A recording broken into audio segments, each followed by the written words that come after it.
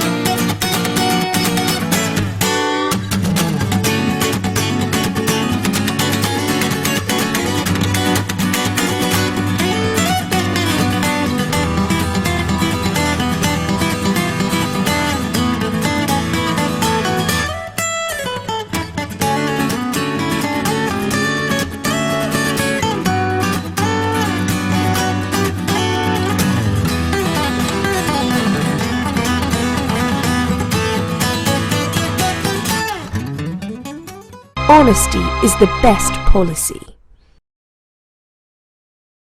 ကျွန်တော်အဲ့ဒီခုလေးနဲ့ဆိုင်ရှိတယ်ကျွန်တော်ပေါ်မှာဒီလိုလေးဆိုင်ရဖို့ဘုံရုံနဲ့ထားဖို့ရင်ဆိုင်ရတဲ့အချိန်မှာနောက်ပြန်တဲ့ဒီခုတော့မှယူသားမှုဆိုတာရှိနေရအောင်ရင်ဆိုင်ရဲတာဘူးပြီးပေါ့ကဲဒီကွက်ကူလာဆိုလို့ရှိရင်အားတော့မှာအဲ့တော့ယူသားတော့နောက်တစ်နေ့မှချက်ချင်းပုံမှန်လိုက်တော့အဲ့ဒီကိစ္စချက်ချင်းပေါ်သွားတာပေါ့တော့ဒီ live လုပ်နေတဲ့အစီအစဉ်နဲ့ပြီးသွားပြီလို့ထင်တယ်အရန်လည်းပုံပေါ်နေစိတ်ကိုလည်းဒုံလုံးပြီးပြီဆိုတော့ပါစိတ်ကိုချလိုက်တဲ့အချိန်တော့ဒီကောင်းတော့မစိုးရိမ်ပေါင်းလည်းတော့ဒီမှာ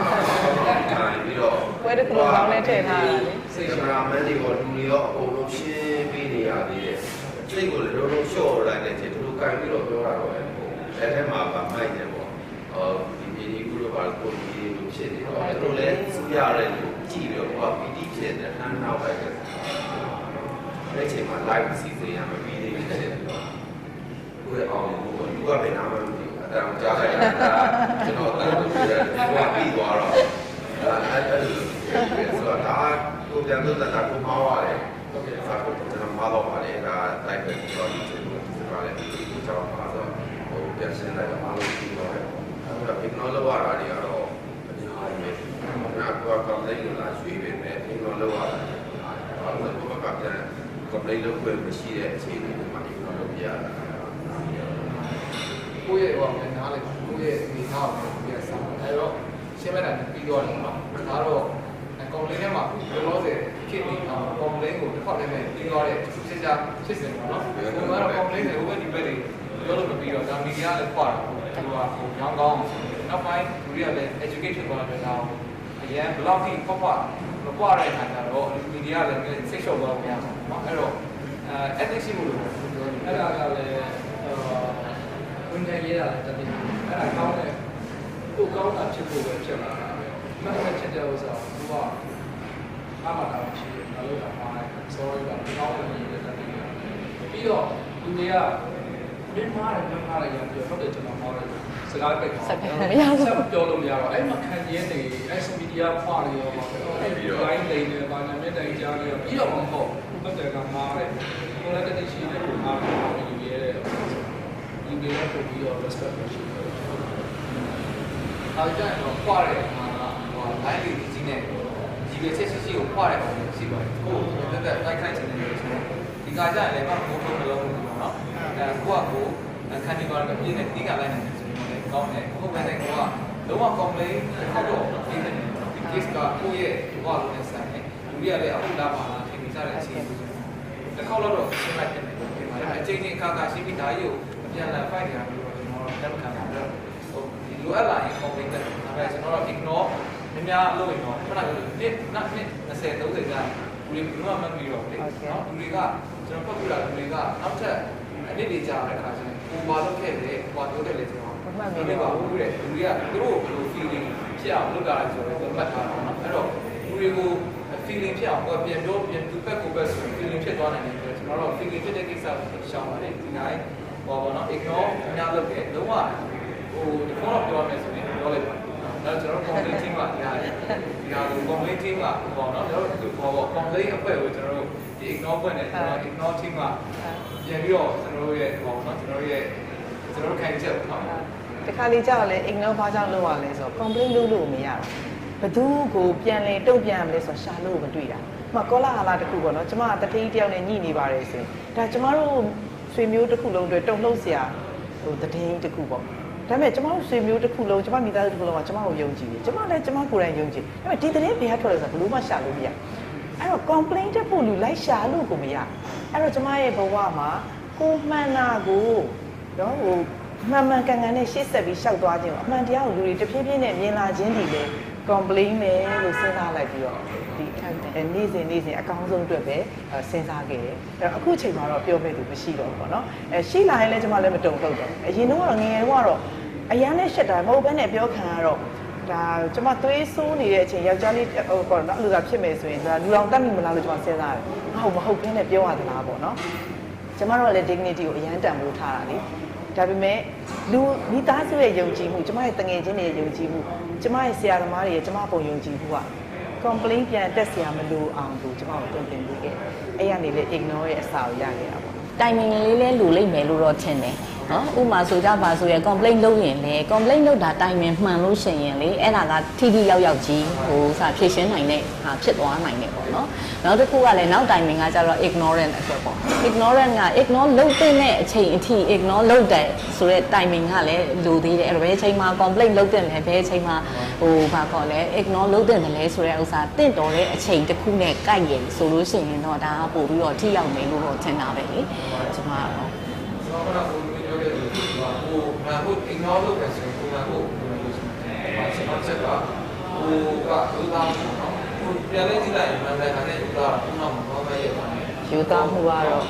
ဟုတ်တယ်ဒါကတော့တကယ် key ingredients ဒီမှာခွာအောင်နော်ဒီကမျိုးဒါကဲခွာအောင်ဒီမှာဆက်တော့လို့ကျွန်တော်ပုံလေးပြရမယ် timing မှာကျွန်တော်ပုံလေးလေးတော့ဆက်တက်ဆက်တက်လိုက်တယ် ဟုတ်တယ်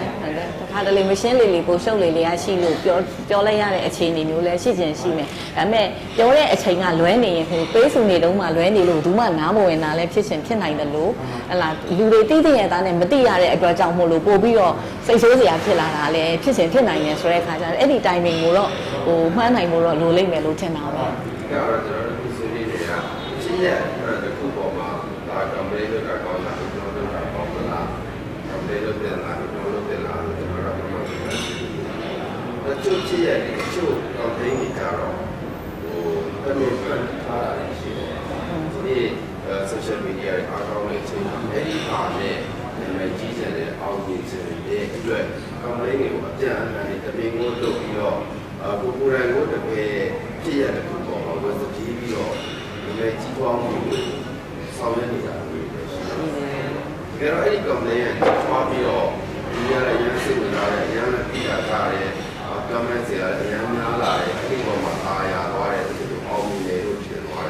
တယ်။ဒါတော့စမယ်ကဒီ complaint တွေကလည်းဒီမှန်တရားမဟုတ်တဲ့အတွက်အဲ့ဒီချက်သွားတဲ့ကြော်ကြားမှု popularity ဖြစ်မှုဆိုတာလေဘယ်တော့မှကြည့် social media မှာအဲ့လိုမျိုးလေးတွေနဲ့ကိုယ်တွေတချို့ဒါလေးရောဖြစ်စေနေတယ်ဖြစ်စေတွေ့ ဖန်တီးယူကြတယ် ဒီယူစားတဲ့အားတွေဖြစ်ပြီးတော့ဒါရအတူတော့ပေါ့အဲ့ဒါသူကြောင့်လည်းဆက်လာတဲ့ဆိုတော့အောင်ပြီးဆိုတာလည်းတော်တော်မှရှိတယ်အဲ့ဒါလေးကိုလည်းလူငယ်တွေလည်းသိစေချင်ပါတယ် အရေးချင်းရှိရင်တော့အရေးချင်းအကြံခဲ့တချို့ကအရေးချင်းလည်းရှိတယ်အဲ့အရေးချင်းကိုလည်းတိထက်ပိုတောက်ကြွားခြင်းတော့ဖန်တီးကြတယ်ပေါ့နော်အဲဒါကျွန်တော်တို့စီကလူငယ်တော်တော်များများကတော့ Hollywood ကအမှုပညာရှင်တွေကိုကြည့်ပြီးတော့အဲ့ complaint တွေကိုဖန်တီးကြတယ်လို့ထင်တယ်ဥပမာဟိုပေါ့နော် Paris Hilton က inner way မွေးဖက်နဲ့ပါတီသွားတယ်ဒါ Paris Hilton ကတော့သူဒါကိုတယောက်ကိုသတင်းပေးလိုက်မယ်စင်းနေရလဲဝိုင်းဆောင်ပြီးတော့ရိုက်နေကြမယ်ဆိုတဲ့ခါအဲ့ပုံမှာမူတည်ပြီးတော့ဒီ magazine တွေပေါ်မှာ debate တွေအများကြီးဖြစ်လာတယ်ကျမကတော့ inner way မွေးတာကြိုက်တယ်လို့ကျမကတော့ inner way တာကြိုက်အဲ့လိုဖြစ်လာကြတယ်ဆက်ဖတ်လိုက်တယ်ဆိုတော့ဒါပေမဲ့ကျမတို့နိုင်ငံမှာလည်းအဲ့လိုကိစ္စမျိုးပေါ်တယ်ဒါပေမဲ့အဲ့လိုကိစ္စမျိုးပေါ်လာတဲ့ကလေးကြတော့ဒါ Hollywood မဟုတ်ဘူးအဲ့ဒါကြတော့ဟိုပေါ့နော်တကယ်ဆော့ဘူပေါင်းလေးပြောက်တယ်လို့ပြောက်တယ်ဆိုတာအဲ့ဒါကိုပိုင်အရေးချင်းရှိနေတယ်ဆိုရင်တော့ list ထဲမှာကြံခဲ့အောင်တော့လုပ်လို့ရပါတယ်။ဖွာနီးရလည်းသူ့ strategy တွေကတစ်ခုပေါ့နော်ဆက်ပါ။ဒါပေမဲ့ကိုပိုင်ရေးချင်းမရှိဘူးဆိုရင်တော့ဖွာလိုက်ရင်ဖွာပြီးတော့တက်ဖွာပုံတာပဲကြံခဲ့မယ်။ကျန်တာဘာမှတော့ရည်ကြည့် ကိုကျော်ဟင်းပြောတဲ့စကားကိုအမှန်တရားမှန်ပြီးနေရောကိုကျော်ဟင်းပြောတာကိုပြောတဲ့စကားကမှန်တယ်ဆိုရင်အဲ့ဒီကိုပြောတဲ့စကားမှန်တယ်ဆိုရင်ပြဿနာမရှိဘူး။အမှန်ကကိုပြောတဲ့စကားအဲ့ဒီပဲပြည့်ဖြစ်တယ်။အခုကမှန်တယ်စဉ်းစားတော့ဒီအပြောင်းလဲပေါ်လိုက်တယ်ဆို social media share လိုက်တယ်ဒီကိုပြောလို့ကျွန်တော် share လိုက်တယ် share တဲ့လူတွေဝင်ကြတာ share ထားလိုက်တယ်ကျွန်တော်အလုံးအောင်တော်တော်တွေ့ရတယ်မှန်တယ်ကျုပ်စားရကျွန်တော်တော့လေချာသိပြီးပါတော့ဒီကနေ့တော့ကျွန်တော်အောင်တော့ခိုင်းတယ်လို့ပြောတယ်ပြောတယ်လို့လည်းအုံးတယ်သူကဒီညာတယ်ဟောရဒီညာကျုပ်စားတယ်အောင်းတယ်လားဒီကတော့အဲ့တော့သူက famous နဲ့ infamous ပေါ့နော်အဲ့တော့ဒါနာမည်ဆိုတဲ့ကျုပ်စားတယ်အောင်းတယ်ကျုပ်စားတယ်ဟုတ်အဲ့တော့ဒီကပြောတော့ပါတယ်ဒီညာဆိုတဲ့ကျုပ်စားရင်ပြီးရောဆိုတဲ့ကိုပြီးဟိုနည်းနည်းအခုလောစင်မှာလို့ဖြစ်နေပေါ့နော်အဲ့တော့ကိုကကိုစီလာတဲ့တရင်ဒီမှန်ဖြစ်အမားတို့ကိုခဏပြောတယ် ဥပ္ပခါပြောရမလားရှင်းရမလားဆိုတော့ဟိုကသိနေဆိုရင်ခုခေတ်မှာပြောရတာအမြင်မျိုးလို့ကျွန်တော်ထင်ပါတယ် ကောင်းပါ ပြီးတော့လူတွေမှာစစ်စစ်လို့ရအောင်ရှိတာ ရှိပါတော့ အဲ့ဒီဒီကိုတတ်လို့ထားတော့မှာပါကိုကကိုပြီးအေးအောင်ဆက်ပေါ့ကိုကကိုပြီးအေးချက်လာမှာပါကိုပြီးခဲ့တဲ့ပိုင်းကြီးမှာစာရေးကျွန်တော်စမဒီ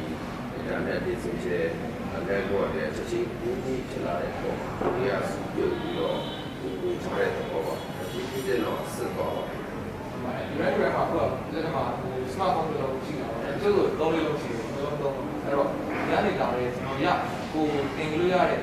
educate လုပ်ရတဲ့အရာမျိုးကိုယ့်ရဲ့ဒီလိုလိုကြုံမှာကိုယ်ကကိုယ့်ကိုဒါမျိုးတိုက်ခိုက်တယ်အားကိုဖွာတယ်ဒါကိုဘယ်လိုဖြေရှင်းလဲပေါ့နော် problem and solving skills ကျွန်တော်ပြဿနာကိုဖြေရှင်းတဲ့ဒီလမ်းကိုတက်လာမယ်လို့ကျွန်တော်မြင်ပါတယ်အခုတော့မှကျွန်တော် ignore လုပ်ပါတာကျွန်တော်တို့ဒီလို complaint တက်မှာကျွန်တော်ဆွေးနွေးနေရတယ်ဒါဘာဖြစ်ဒီခုခေတ်ယူတက်ရတဲ့ပညာပေါ့နော်ဒါတော့အားလုံး educate ဖြစ်လာတယ်ကျွန်တော်မြင်ပါတယ်အဲ့တော့ဒီဘက်မှာအောင်ဆွေးနွေးရတဲ့ဘို့တို့ဒီအနောက်အားလုံးနဲ့ကျွန်တော်ဒီ topic လေးကိုလည်းဟောပေါ့အားလုံးကသိဝင်လာတယ်လို့ကျွန်တော်ထင်ပါတယ် စင်ပြေးရလားတို့ရှိတာတွေတော့အကုန်ထုတ်ပြီးပြောပြလိုက်ပြီနော် လည်းစစ်ပြပါအဲ့မှာ အဲ့ဟာဒီပုံမှာ complaint ထပ်ပြီးတော့ပေါ်လာရင်တော့ကျွန်မမဖြေရှင်းပေးလို့ အဲ့တော့ဒီ process ကြီးလည်းကျွန်တော်ဒီရဲ့ message ကိုရပြီးတော့ကျွန်တော်နဲ့ဒီပြဿနာတွေကိုကိုနင်းကိုနိုင်ပေါ့နော်ဖြေရှင်းနိုင်တယ်လို့ကျွန်တော်လည်းပါ ညလေးပါအရှင်ကျေးဇူးတင်ပါတယ်မမိုးပြောမဲ့ခေါင်းစဉ်လေးကတော့needs or wants ပေါ့နော်ဒီလိုအပ်ချက်လားလိုချင်တာလားဆိုတာပေါ့ဒါတွေကလည်းမမိုးငယ်တော့တော်တော်စဉ်းစားကြရတဲ့ကိစ္စပါတခုခုဆိုလို့ရှိရင်သုံးမယ်ဆိုတိုင်းကျမတို့အရင်ပြောတယ်ဒါဟာလိုအပ်လို့သုံးပါလားဒါမှမဟုတ်မလိုအပ်ဘဲနဲ့လိုချင်တဲ့စိတ်နဲ့သုံးပါလားခုချိန်ထိလဲဒါမျိုးတွေခုချိန်ထိရှိနေတော့ဥပမာဝယ်စားဝယ်တယ်ဆိုရင်တကယ်လိုအပ်မှဝယ်တာကအသုံးတည့်တယ်လေဒါပေမဲ့ဒီ fashion ရေးစည်းရဝယ်လိုက်တဲ့ဟာဆိုလို့ရှိရင်အသုံးမတည့်ပဲတစ်ခါကျရင်တစ်ထည်လုံးတွေမှာတစ်ခါမှမဝယ်ရတယ်ရှိတယ်အခုလူငယ်တွေကိုလည်းပဲကိုလုံနေတဲ့လုံအားလိုအပ်လို့လုံတာလားလုံချင်လို့လုံတာပါဒါပေမဲ့အလုံးကြတော့ဝယ်စားနဲ့မဆိုင်တော့ဗျာလိုအပ်လို့လုပ်ကိုလုပ်ရမယ့်အလုပ်ကိုတော့ဝါသနာလေးထည့်ပြီးလုပ်လိုက်လို့ရပါတယ်ဒါပေမဲ့မလုပ်ချင်တဲ့အလုပ်ကိုလိုအပ်လို့လုပ်တယ်ဆိုတော့ဘယ်လိုမပြောတော့